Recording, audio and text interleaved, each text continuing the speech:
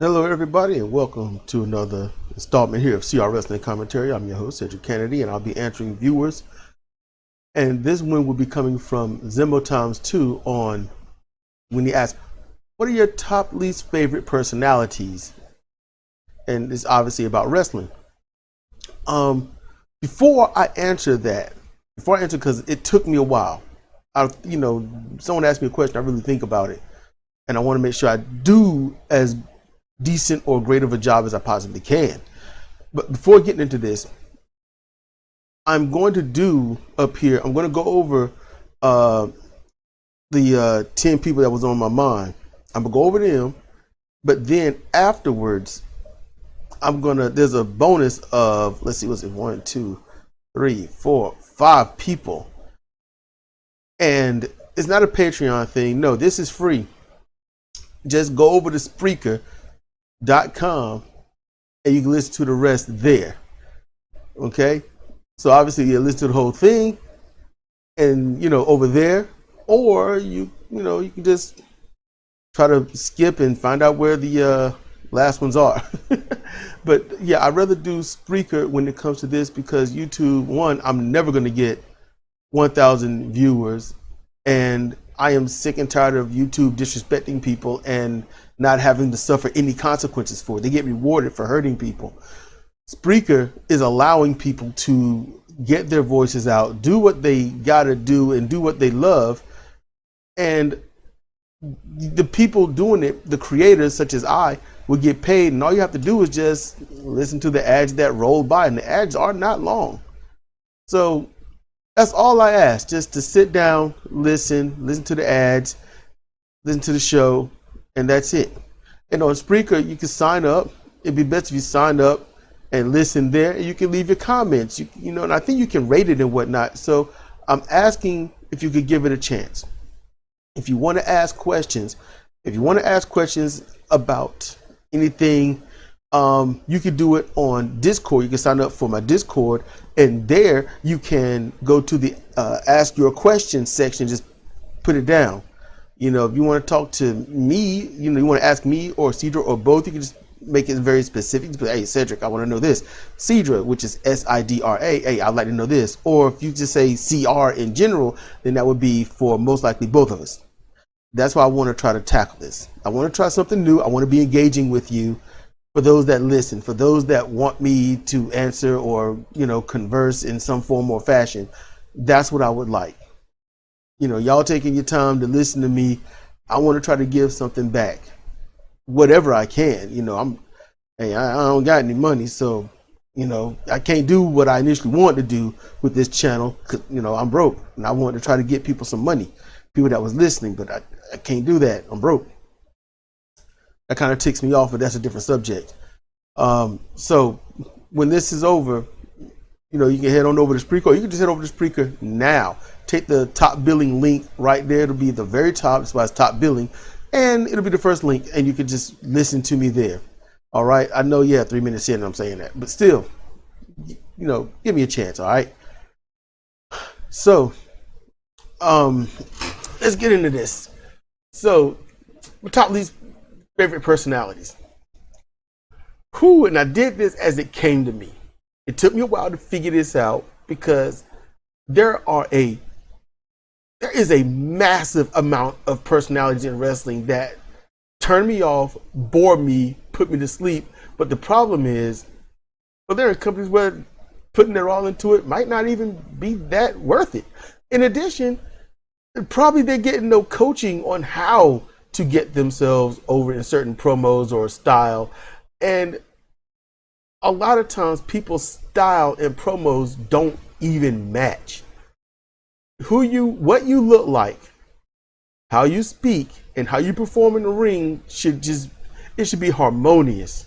And I ain't talking about positive harmonious. I mean, like, heel heat, or if you want to get that face heat, just, people loving you or hating you, it's got to work together.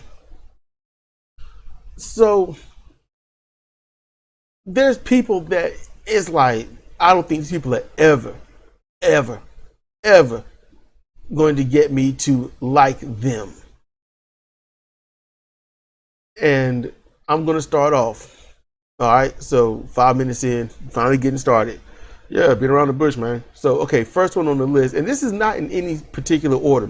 Please understand that it's not in any particular order. Like this is the most or this is the least. No, it just as it came to me, I wrote it down. So number one is Orange Cassidy. I'm gonna tell you straight up, he bores me most of the time. There are micro moments where I'm like, kind of cool, but it depends on what happens. It's got to be perfect, and usually it's not even him doing it; it's the opponent setting him up to look good. And but like I said, when I say micro, I mean like a gesture. That's about it at best. He evades something, he counters something, he makes a gesture, and then there it is. It's there and it's gone over that quick. By the time the fans begin really cheering, the moment's passed for me. I'm like, well, it's going back to old boring. Orange Cassidy, let me explain this. Because I didn't know this guy existed. All right. I didn't know. I made up a wrestler. In Pain and Agony Wrestling on using the Fire Pro World engine. Okay, I used that game. Oh my goodness. And his name is Biff Bellwether. And he is the personifier of whatever. That's what his nickname is. The whatever personifier. And everything, like, whatever, I don't care. It don't matter. That's him. I wanted to capture the mentally fecklessness of people that do anything, the kids, the young adults, the ones that know better by the time they're 25 or 30, and it's like, I don't care, man, it is what it is, it's whatever. I wanted to capture that and just make that. I didn't know a person like that legitimately existed. So when I saw Orange Cassidy and he was just doing that, it didn't take at the time. I didn't really get it. I didn't know that's what he was doing. I just thought this dude is not trying. He's meaningless. It's not that he's skinny or underweight or under height. It's just, what's his personality? What does he do? What does he do? And then when he wrestles, he does that stupid light kicking stuff. And the crowd loves it because they don't care about wrestling. They care about spots and LOLs. So a legitimate company, one that's trying to pass himself off as legitimate, they wouldn't have him there. Now granted, I'm going to tell you this, because I think I can say something good about every single one of these guys. I like the way he looked. I like the jeans, I like the glasses, I like how he tries to be all cool style, just standing there. But it's the vibe of I'm lazy and I don't give a damn and nothing matters, and I'm not going to cut a promo that's worth a damn because I don't have anything worth a damn to say. That's the part. I'm cool. I get away with this. Hey, I just messed you up. Here's a thumbs up. Not the lazy one, but an actual one. I'd be like, I like this. I like this. He has no work ethic. So, moving on. Next, Matt Hardy. Who? What? This guy from North Carolina. There's not much representation of North Carolina in professional wrestling. There isn't. So when someone can represent North Carolina, I'm like, do a good job. Do a good job, because this backwater hillbilly messed up in the mind state, this Republican ass place, there's something positive come out of it that's doing well somewhere. No, I don't like this state. There's a lot of beauty in it, but that's nature. People are in nature, but not when they're doing what the people here do. When you follow local news and you hear stuff and you see these things going, it's like, oh, this is gross. Yeah, and I've met Matt Hardy, and that'll be something different because that was brief, but it was embarrassing on my part because I stumbled my words. I didn't ask the question properly, and my friends were laughing at me, and Matt was looking completely fucking stunned and was like, I don't know how to know. But But Matt Hardy used to cut amazing promos. He used to be able to push somebody in a promo and in a match. And yeah, I know that was a long time ago, but that doesn't mean you stop. That doesn't mean there's something about you that doesn't give and aid within that area. And so, but Matt has given up. He came to a place where he is off the leash. He can do whatever he wants. And I learned, if you watch this, you can learn too. Matt Hardy never had good ideas. If he wasn't told what to do, then it wasn't good. I've seen that. These guys are teaching me a lot about what not to do. If I was a professional wrestler and I'm watching this and I'd be thinking, man, I want to make the big money, but is it worth my dignity? That's where I would be.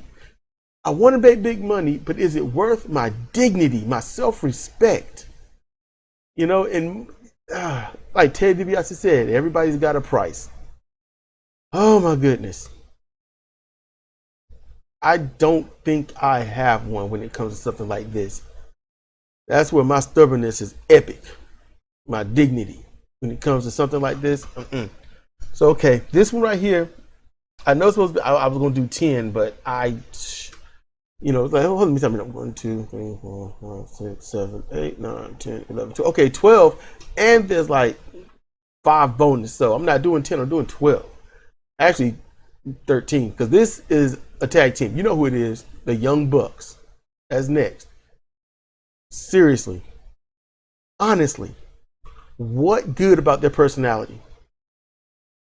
Now, granted, when Zimbo Times 2 asked me this question, I was certainly like, in ring, out of ring, what personality we talking about? The personalities. I'm like, okay, didn't really give me anything but process of elimination. If it's the outside of ring personalities, I'm not gonna like maybe 99% of the wrestlers on this planet. All right, just keep that in mind. I'm not gonna like that many. So it's in-ring personalities that I went. Okay, Young Bucks. I don't believe them. They're trolls. They're annoying. All right. They abuse their power. They can't wrestle. They don't work a match. They just work the spots. And then they try to pass themselves up. Hey, we're going to grow beards and we're going to try to look tough. No, you don't look tough. You just don't. I look at them and I'm like, you're not tough. I don't look at them in terms of, well, can you kick my ass? No. Do I look at somebody and say, look, that person just might whoop the brakes off of somebody? Might. Not will, not can, not should, but just, might. They might. They don't. The clothes they wear is stupid. I'm like, seriously, y'all legitimately dress yourselves because somebody with a woman wouldn't go out looking like that. I don't believe they got a woman at all, period. I don't think they're married. I don't think they're in a relationship with a guy, a woman, an animal, an inanimate object, because even an inanimate object would have enough self-respect to be like, don't you wear that? I'm just saying. There's nothing about their personality to make me believe that they are strong, that they are competitive, that they are who they claim to be. None of that. All they do is expose the business, get themselves over, have exceedingly long-winded matches, repeating the same stuff over and over again. In general, before I even learned this about the Young Bucks, when they was in New Japan, I didn't see them in Ring of Honor. I think I saw maybe one match, and I was like, wow, these guys are great. Look at them. Look at them go. And then in New Japan, I saw about 3 matches, and I was like, they keep doing the same thing. And Cedra and I, we got bored with them back when they was in New Japan before this whole elite thing started. We got bored. All right, next, Matt Taven. You just knew it was going to be all AEW. No, Matt Taven. Great look. When he figures out himself and the direction he wants to go, he has a promo and an expression that I can start getting behind. But for all these years of watching, it was hard to remember him. I knew of the group The Kingdom. Even yet, he is screaming, "I'm Matt Taven," and I would still not remember who he is. He would not grasp me. They were not cutting decent promos when they did, and it was never a group thing. It was a him thing. And when they wrestled, I was like, y'all are boring. Because their matches didn't tell stories. I didn't know if they were trying to accomplish anything. If they were rivaling someone, it didn't seem like they were really rivaling them, but trying to prove that they could rival them. It was just weird. It was almost like they were the greatest rookies in wrestling that never really understood how to show that they are after the opponent that they're after. It was weird. Now, I'm going to say these great things about Matt Taven. I love his ring gear. I think that's awesome. Hey, me, I'm a sucker for blue and white. All right. Those are my primary main colors that I'm just a sucker for. All right. I like all of the colors, happy colors and whatnot, but I like when colors are accentuated, like a black, and then you got this, red, but outlined in gold or something, or gold leaf or something. I think that's cool, depending upon what it is, and it takes a lot. But Matt Taven, his in-ring work he's always been just beautiful in the ring in terms of looking safe, his moves connecting, and things like that.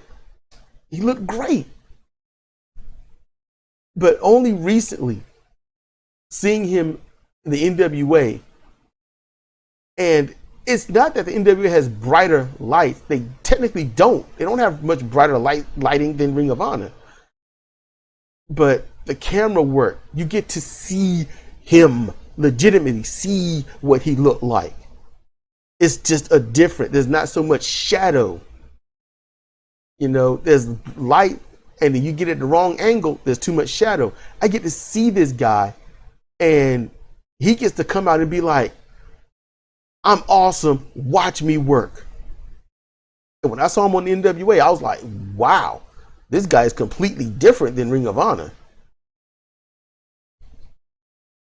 He just stood out. And he got a team over, even though the original Gangsta's Kingdom, or original Gangsta Kingdom, they won. That's what OG stand for, and that's what I'm gonna keep saying. If y'all don't like it, that's cool, but that's what OG means. Original Gangsta. It doesn't mean original. Don't bastardize it and then be like that's what it is. I'm just saying. But I like watching them. Not only did I remember him, I remember the moves he was doing. I remember the expressions that he had.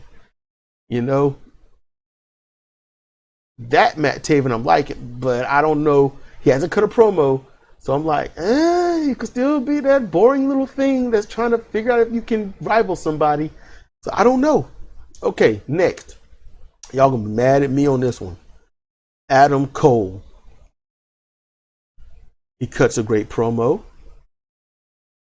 His in-ring work is 90% good. Safe. Polished. A lot of good things I can say. But he buries a powerful move. He buries his own finisher. You don't kick out of, in general, a pile driver, let alone a flipping pile driver, let alone a rebounding flipping pile driver. You see what I'm saying? You literally say, "Hey, look at my move. It ain't shit. This is my finisher. One of them. It ain't shit. I want y'all to know that my finisher ain't shit." And out of anything awesome he can say and try to back it up and look serious and be serious and pull you in, drag you right in with his words, then he's partnered with the Young Bucks that literally crumble all of that down. Not because of the association. Association means nothing. It's that they actually come out and start talking. He comes out talking. Cole comes out, "Hey, look, this is mine. I'm going to win. This is how life is. Get ready to deal with it because there's nothing you can do about it. And they come out, hey man, what about the party, dude? It's like, thanks for ruining my shit. You know, I had him right there and he y'all come. And then the whole do the thing and kiss him on the cheek. It's Adam Cole I took serious until this. I can't take him seriously. I just can't. And it broke my heart because I was in Ring of Honor right before he went to WWE. I was a serious Adam Cole fan. I enjoyed that Adam Cole baby and his taunts. I like this move. He even ruined it. Next, like I said, if this was in the order, this dude would be like 8 or 10, one of them. I don't know. But next, Kenny Omega. That's the next one. He can't wrestle. Don't know how. His punches look weak as fuck. Every time he does a collar and elbow tie up and he does that skipping thing, I'm like, I don't believe you're pushing them forward. They're pulling you forward. Because nobody skipping in place is going to push somebody forward. The collar and elbow tie up is not just the beginning of a wrestling sequence, but it's also saying this is a test of strength. We are in this. So out of this collar and elbow tie up, what's going to happen? Side headlock, throw to the ropes, a suplex, a body slam, an arm drag, a hip toss, an arm wringer. What's going to come out of it? When he does it, just back him up to ropes and break free, and then he might slap him or whatever the hell. But when he talk, I don't believe him. And then he buries everything he do. I'm serious. How in the world do you sit there and say, I want you to believe me, I'm doing this so that I can get ratings, butts, and seats, but I'm going to let you know everything I do is not real, so you don't have to take me serious and you don't have to stay in here and watch. He wants to do it for fun. He wants to do it to get the laughs. And that's when he says he's done a good job. It's not indie-rific, it's just stupid. Because what it is I want to help, I want to make people happy. And that's a good heart. You want to make people happy. But helping bury a business, an industry that put foods on the tables of thousands of wrestlers, helping kill that. That's just, you're evil. You are evil. He only cares about himself. His promos let you know he don't give a damn about anybody but himself. It's not even him being a heel. It's not the heel thing. He did it as a face. He was talking like a heel. Oh, the crowd loves him. They cheer for him. He's like, yeah, I'm better. I'm great. And, you know, you suck. And it's like, man, what? And he talks in a way you can't believe him. He names his moves after, Dr. Wiley. Really, the Dr. Bomb, Dr. Wiley Bomb. Really? The Snapdragon Suplex, I would have named it something else. Rapid German Suplex or something. Not the Snapdragon, because everyone's doing the quick versions of these things, which is good because they're honestly a bit safer. High speed dragon suplex, something else. But when they first called it a Snapdragon, I was like, that's a plant, man. But, and not a good one. It's just a lot with Kenny Omega that's just miserable and I don't like. I really don't like. If he actually got serious, if Kenny Omega legitimately got serious and cut a promo as if he believed in himself, I honestly think he would draw people in, and he might be a little scary. He's got a lighting to cut that shit off his face or grow it, so it connects at the chin. But if he cut a promo and was looking seriously at the camera and not trying to be all wild-eyed and stuff, but like, this is how I am, this is who I am, and I'm sick of you. And we're about to do business here. It's time for you to understand who's in charge, and I'm about to make that happen. Get ready to go to school, son. This is your day. It's your day to learn. You want to get your learning on. My hands are the books. They're going right upside your head. Something. I don't care. But if he was serious, I would like, this guy right here might be dangerous. If he did that, just saying. Vicky Guerrero. No. Seriously, just the screeching, the high whiny Chihuahua voice. You know, I can't stand that. The Yorkshire Terrier yelping voice, I cannot stand it. I do not like it. She sounds like a rabid bunny. Ugh. Who? The bunny, I can't put on this list because there are things that I like about what she's doing. She's just scrawny, but that's about it. I like what she's doing. She's just scrawny. So Vicky, that's it for Vicky Guerrero. She could have been used in a few great ways, and they screwed that. Maybe she's screwing it. I don't know. Let's jump out of AEW. Filthy Tom Lawler. What is this dude? What is this guy? What is he? I don't get him. I don't understand him. What's he doing? He's a heel. I get that. What kind of heel? He doesn't. I just don't get him. He has no direction. None. I just when I watch him, I'm like, I'm bored. I don't care to watch him do his strut in the ring. That he's, I mean, what is it? Buddy Rogers, then Buddy Landell, Ric Flair, Jeff Jarrett. Who else does the strut? Just, and he does it poorly. It means nothing. The crowd don't care. And the heel commentators got to try to put that thing over when it sucks. It looks terrible. He can wrestle. He can put on a match. But I got to be honest with you, and this is one of the few times I'm going to have to say, his ring attire makes me not give a shit. I don't know what the fuck he's wearing and why. What kind of, are they cutoff shorts? Are they tights to make look like cutoff shorts? Or are they spandex cutoffs? They just look terrible on him. They don't suit him. If he was wearing some legitimate thick cut jeans, tight around the waist or something, hey, that would work because they're jeans. If he was wearing pants, let's say, long some pants and some jeans all the way down, not cut off, that would look cool. Or, MMA type trunks that, go halfway down the thigh or something. Just this looks weird. And I know his name is Filthy Tom Lawler, but what's filthy about him other than it looks like he needs to take a bath? Someone need to scrub him with some turpentine and steel wool.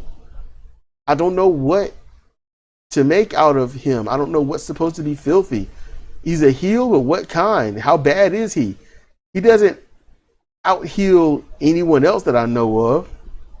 He doesn't even coming close to healing like anyone else. I don't get him. Just, yeah.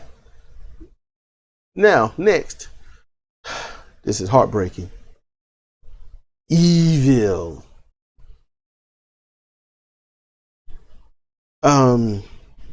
It's not about him not being in Los Ingobernables de Japón.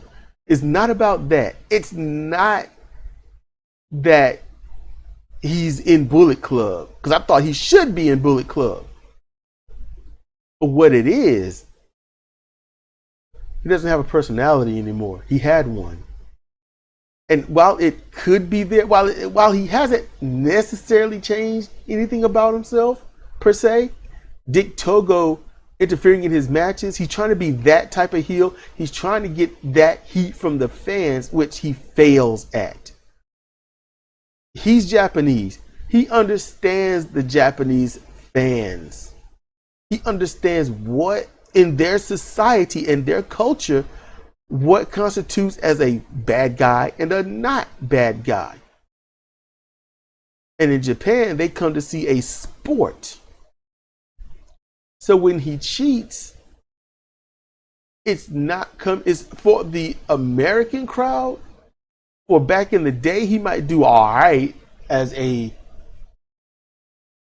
upper mid-card heel. But he would never be in the area of Ric Flair and them, because he cheats too much. He cheats when he doesn't have to. Dick Togo interferes when he doesn't need to. They make every match a handicap match, and that's boring. You know it's coming. You know it is. You just don't know exactly when, but it's going to be soon. So, Evil he was amazing, and he was doing that thing. And now he done fell off. But hey, that could be New Japan making him do it, or him doing it himself. I don't know, but it's being done. It is being done, and it's not cool. I do not like this either, and I was a strong advocate of him. This is not. Evil could get all this stuff done on his own. He could cheat by himself, and that would have made him look like a strong heel instead of getting an attaché and stuff. Next, y'all about to hate me some more. Okada Kazuchika. Clean, polished, smooth in the ring. Safe. Very safe. He has more or less a great look. Honestly, if his hair was black, I'd be happy. Hey, frost up the blonde tips, that'd be alright. Tired of everybody going blonde, that's stupid. Even if it went blonde, that's so stupid. You're evil, black hair. Stop being jealous of United States people. Not every white person in the United States is blonde. Damn, y'all. Any case, Okada Kazuchika. What personality? What personality? He is a dry fence post in the Gobi Desert. That's what he is. All right. Or the Nevada Desert. It don't matter what desert. I don't care what tundra. There's no personality. And then when it's like, hey, remember this legend? What? Who? I don't know. I don't care. What? So the people that help usher your ass in, you don't give a shit about. Without them breaking their bodies and doing what they did in that ring for those titles, in front of those fans, you don't give a damn about. And this was Okada as a face. He is a baby face at that time when he's doing this. When he conducted these interviews. This guy is doing it, and he's representing the company. He's representing New Japan. And he's like, I don't care who Fujinami is. I don't know him, but I'm going to wrestle his last match, supposedly. I don't know who Hashimoto is. And it's like, whatever. What? It's stuff like that. Even if I don't know who a wrestler is, I'm be like, I don't know who that is, but I am pretty sure it's somebody I would respect for what they have done in this ring, what they have helped pioneer and push towards for this day, for me to be here and perform in front of everybody and go and have some of the greatest battles and rivalries with people that I do like and people that I hate. Something. No, he just, whatever, whenever. He's the Orange Cassidy. And facially, he's so monotone, he's a double-sided penny. That's what he is. No matter what side you flip it, it's the same face. The most expression I ever seen out of this dude was when he was going against Tama Tonga. The rematch at Power Struggle. That's it. That's the most I've seen out of him. When he gets hurt, slammed, I don't see that. Oh my God, look, no, it's, well, I got slammed. Time to get up. Boring. Next.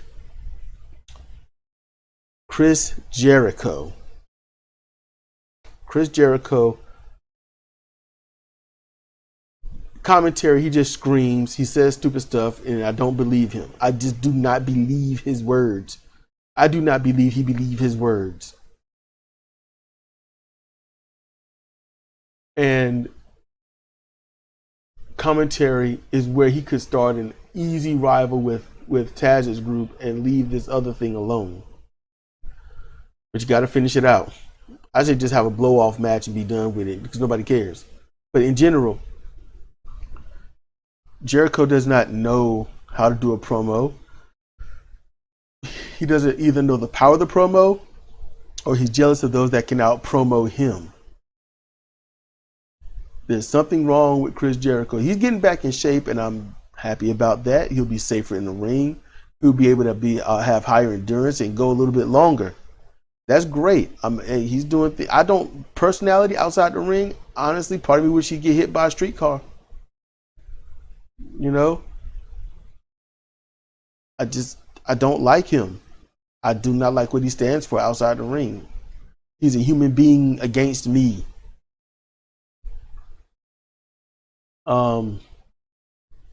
Yeah, Chris Jericho is just absolutely annoying, and he's just a cheap shot artist, not necessarily a promo artist. I don't believe him when he says stuff. I just don't. So moving on. This is the last one for this. The rest, you know. So look, here's the last one on this list, the top list. Max Caster of the Acclaim. I do not like him. His in-ring work is improving. And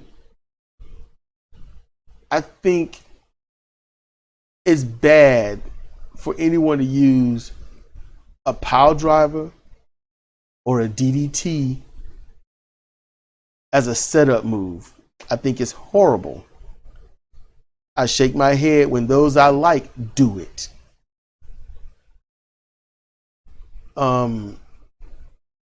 His rapping is boring.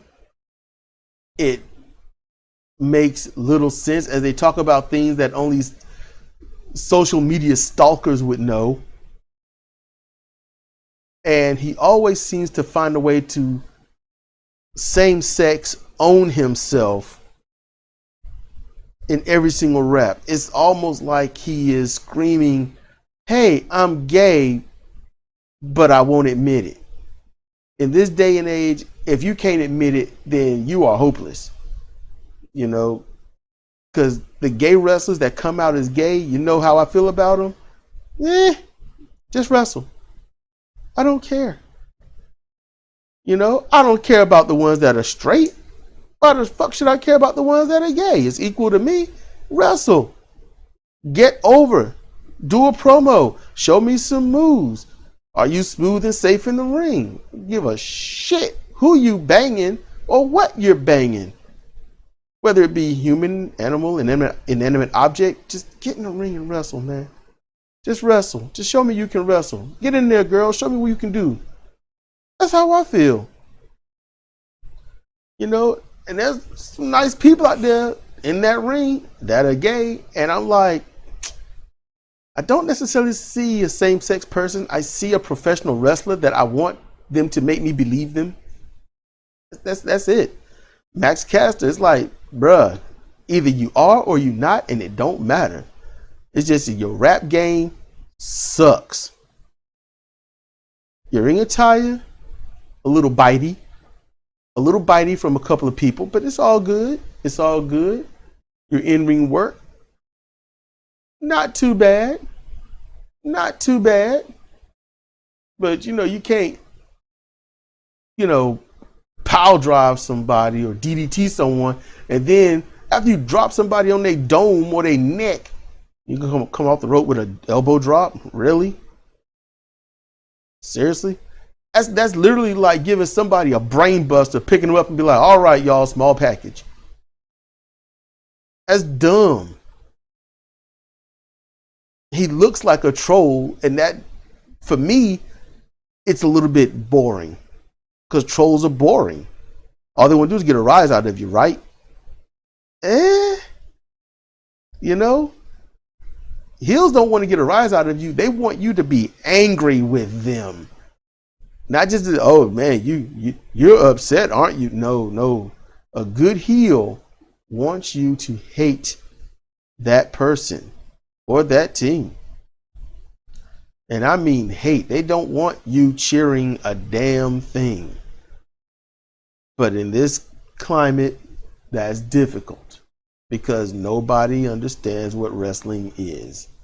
They just want the spots. You got spot monkey fans dictating to the wrestlers who are predominantly indie-rific spot monkeys. And now they're trying to be on the main stage and realizing, oh crap, we've got a niche group of fans and it stays the same. So what happened to the other 2 million that love wrestling? Because I'm going to tell y'all, just hear me out. This is extremely, I can do it in under 10 seconds. I would rather have 2 million people watching me instead of the same 600,000 people watching me. I'd rather have those 200 million. That's me. So this is going to do it for the YouTube version. You want to hear the rest, is going to be on Spreaker. All right. And to give a timestamp for those that just want to skip stuff, this should be, just go at 41 minutes. All right. Roughly thereof, 41 minutes. And that's where it's going to be if you want to just pick up where it left off. So follow that link, go to Spreaker. All right. Sign up, listen. That should be it.